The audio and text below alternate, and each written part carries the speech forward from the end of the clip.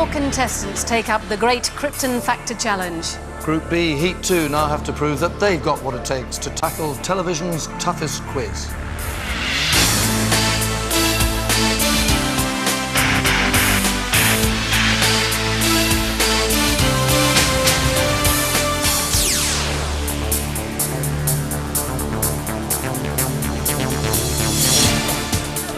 Round 1, the Krypton Factor assault course. 16 punishing obstacles over 400 yards, designed to test the contestants to the limits of their physical ability. And a reminder that they are competing to beat scientifically assessed target times. These have been based on the age and gender of each contestant. So it's who performs best against their target time who wins, not necessarily the first to cross the finishing line. And it's a fast start with Matthew Swinburne in red, a student from Oldham, and Gavin Ingram in blue setting the pace. Matthew cracked a rib during training for the assault course and he is heavily strapped, but it doesn't seem to be affecting his performance. He's looking aggressive, showing lots of determination, but he'll need to establish quite a gap between himself and the others because as the youngest male in the race, his is the fastest target time. But at this stage it's a very close contest and Matthew is setting a very speedy pace, out in front away from Gavin and third place to Alison Riley. In my spare time I played netball for the University of Salford. I'm currently doing my Gold Duke of Edinburgh's Award as well. Coming out of the flat net, Matthew's still being closely pursued by Gavin, and these two are now starting to pull away from Alison Riley and Wendy Healy in green, heading for the flat net, and that stumble will cost her vital seconds. Still in second place across the rope swing is Gavin Ingram, who says he gave up alcohol and chocolate to train for the assault course. From whenever I can remember watching the Krypton Factor, it's always something I'd fancied having a go at, and I can't quite believe I'm here. I think they've mixed my application up with somebody else. At the halfway stage, there's still not a lot between all 4 contestants, but 27-year-old Wendy Healy has now overtaken Alison Riley and is looking to close the gap on the men. One of my hobbies is travelling. I've been to Sri Lanka, Egypt, America, Jamaica, Canada, and most of Europe. I hope my best round will be the mental agility round. Alison's now falling well behind Wendy. Matthew's bruised ribs must really be hurting now as he tumbles down that S-bend and onto the chain steps. His pace has slowed, but he's still leading and looking to beat his target time. I decided to apply to the Krypton Factor because I always love a challenge. And I've watched it for years and I thought I could really go for that challenge now. Wendy and Alison neck and neck on the tram wires, and Gavin's reached the chain steps, moving on now towards the A-frame, and there's only that 30-foot A-frame between him and Matthew now. And there's also a tight contest going on between Wendy and Alison, but they've surely left it too late to catch the men. But Gavin does need to pick up time, not only to challenge Matthew, but to make sure that Wendy doesn't pip him right at the finish. Matthew Swinburne down the aerial slide to the finish, but he is 9 seconds slower than his target time. So Gavin, perhaps even Wendy, could still catch him. Wendy looking really exhausted, struggling through the water jump. And about to come down the aerial slide, has Gavin done enough to catch Matthew? He certainly seems to have beaten off Wendy, but we'll just have to wait for the calculations in a few moments.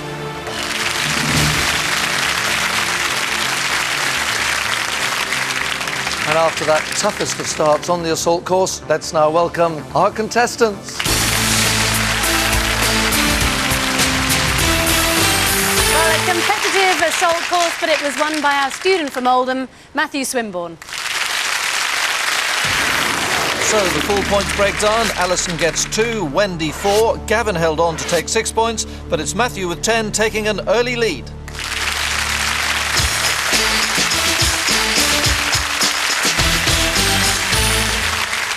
For round 2, our contestants compete against each other to answer quick-fire questions on 4 separate groups of information. Numbers, playing cards, letters and shapes feature in separate groups, and questions will relate to the group that they're looking at. For example, for this sequence of shapes, circle, square, pentagon, hexagon, I might ask 2 shapes, 9 sides, and the correct answer would be square and pentagon, as their total number of sides equal 9. Our contestants answer by touching their screen, and the first to answer correctly wins the point. So if you're ready, contestants, we will start with numbers. 1 less than half of 8. Neither odd nor divisible by 4.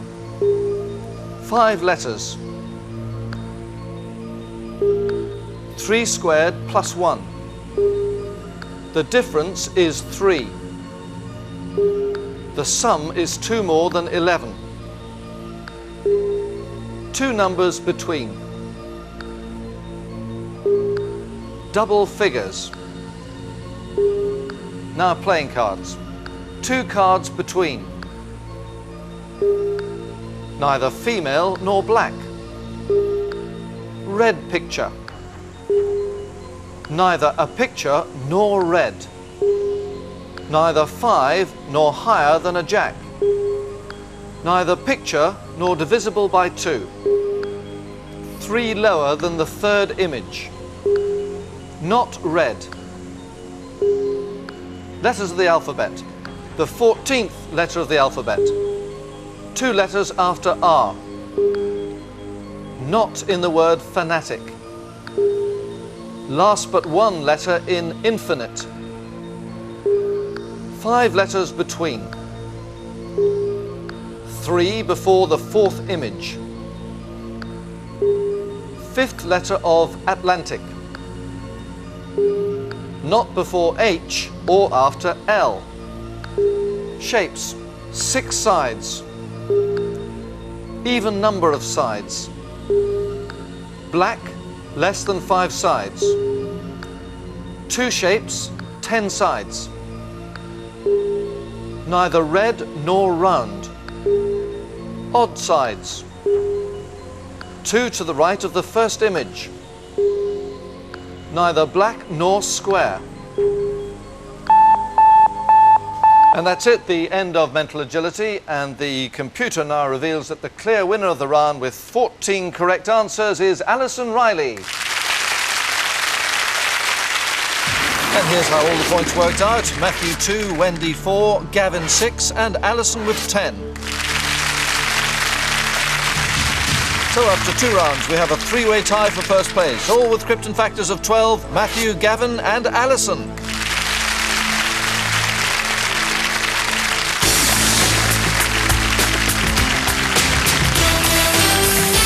Our response round aims to test hand-to-eye coordination, reflexes and nerve. With the help of British Aerospace's multi-million-pound simulator, our contestants have to show they can fly Red Arrow-style aerobatics. The contestants have to follow the lead plane as it spins and loops its way over the Blackpool seafront. Points are lost for wrong turns and losing contact, and there are heavy penalties for crashing. Any score in the 90s is test pilot standard, so are there any budding Top Guns in this group? Matthew Swinburne from Oldham goes first, one of the 3 joint leaders, and straight into the first big test, a loop.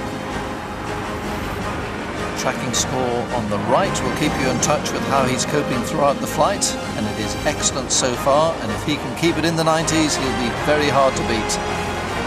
Now full throttle, 350 feet above Blackpool Promenade. He's been wobbling a bit, but he still holds position well, and now roars up into the second loop, through 4.5 Gs, and still the tracking score is excellent, and the box above it shows the very close contact the 2 aircraft are maintaining.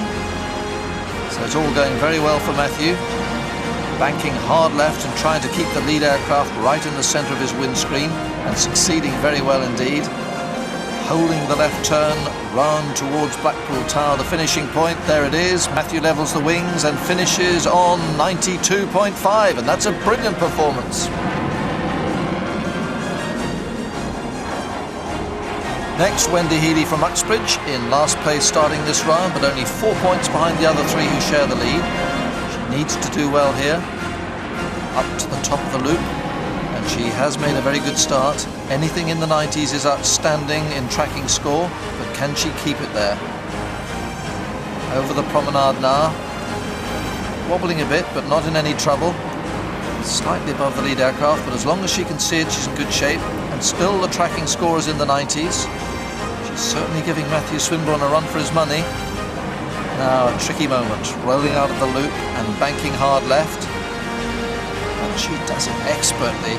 She's still right on the tail of the leader as she heads on round to Blackpool Tower in the finish. Now remember, Matthew finished on 92.5. She's not far off that. Levelling the wings over the finishing line, and 92.2, so close but brilliant nonetheless. Now Alison Riley from Croydon, one of the joint leaders.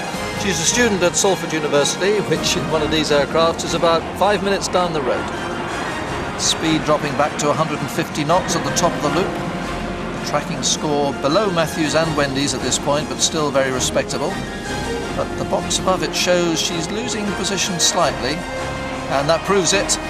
The tower looks to be in some danger. Hold your breath here, and the lead aircraft passes to the left, Alison to the right. Well, I wouldn't have wanted to be at the top of the tower just then. But keep your eye on that box above the tracking score. It shows whether she's maintaining a losing contact. It's all a bit erratic, but she's still hanging on to the leader somehow. Several times she's seen to be losing control, but she keeps recovering brilliantly. And it looks like she's going to make it. It's all a bit like a roller coaster down on the pleasure beach. But here we go, that's the finishing line. She makes it 79.9. Well, a fun ride. Finally, it's Edinburgh's Gavin Ingram. This round is such a good test of hand-eye coordination. Every move you see the aircraft in front make, you have to translate into actions on the control stick. And that control stick is very sensitive, just the gentlest of inputs required. A superb tracking score so far for Gavin, but just beginning to drop now as he levels out over the promenade. The high 80s still very good, but remember both Matthew and Wendy stayed in the 90s. Difficult moment coming up, rolling out of the loop. Then it's a hard bank to the left. Gavin's not in the ideal position. The box above the tracking score will tell you if he's staying with the lead plane or losing it. The tracking score dropping, which is not a good sign. And he's definitely losing contact in the top box. He drifts right away to the outer circle. He's got just 10 seconds to find the lead aircraft. And he's completely lost, I think. The ground beginning to rush up to him. Warning lights flashing in the cockpit, and the flight is aborted. Hard luck, Gavin. That flight means Gavin scores 2 points, Alison 4, Wendy 6, and Matthew takes the 10. And after round 3, we have a clear leader again, with a Krypton Factor of 22, the student from Oldham, Matthew Swinburne.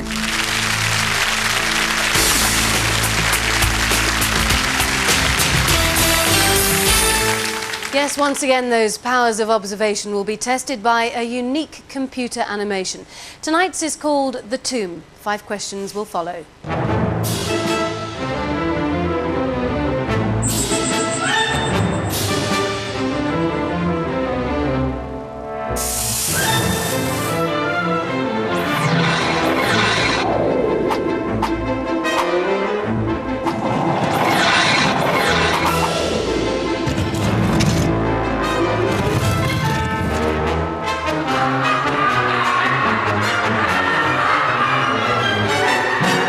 And 5 questions on that animation starting from now. The second entry point to the tomb was through the base of a giant statue flanked by 2 dogs. What colour was the dog on the left? What weapon was the statue holding? A number of spears shot out inside the passageway. In what numerical position was the red spear? In the burial chamber, what colour were the eyes of the first skeleton? Which collection of urns appeared in the animation?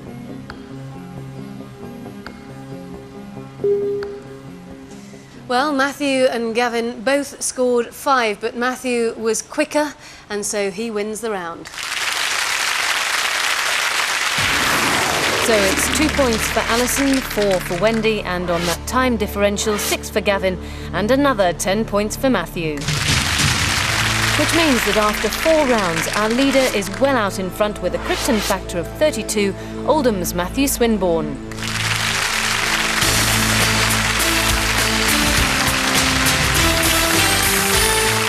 On into general knowledge, the last round before the super round. And don't forget, our contestants need to score as many points as possible in order to buy super round advantages. And for this round, they score 2 points for a correct answer, but 2 points deducted for a wrong answer. So if you're ready, contestants, 75 seconds of rapid-fire questions. The clock starts now. Which kind of large blowfly is also an old nickname for a policeman? Matthew. Blue bottle. Correct. Blue, killer and sperm are varieties of which sea mammal? Gavin. Wheel. Correct. Which athlete from Wales won 10 gold bars for his successes in the... Alison. Colin Jackson. Correct. Which 1983 album by Michael Jackson has now sold nearly 50 million... Alison. Bad. No. Thriller. In which thriller film does Arnold Schwarzenegger pilot a Harrier jump jet over Miami to rescue his daughter? Wendy. True Lies. Correct. If lying on one's back is supine, which word means lying face down? Alison. Dovine. Wrong. Prone. Prone, kneeling and standing are positions taken up by competitors in which Olympic sport? Matthew. Weightlifting. No. Shooting. Shoots of which fast-growing grass are the giant panda's principal food? Gavin. Bamboo. Correct. Bam Bam and Pebbles. Alison. Flintstones. Correct. Flint, Kalamazoo and Detroit are cities in which US state? Alison. Michigan. Correct. Which nation owns the... That's it, the end of the round, and the leader going into the super round with a Krypton Factor of 32 is Oldham student Matthew Swinburne. But now all the contestants have to think very carefully how they'll use their scores to give themselves the best possible advantages in the super round. Yes, this is where it all happens. The cryptic rings, the response revolve, the laser matrix, the Krypton mountain, all coming next.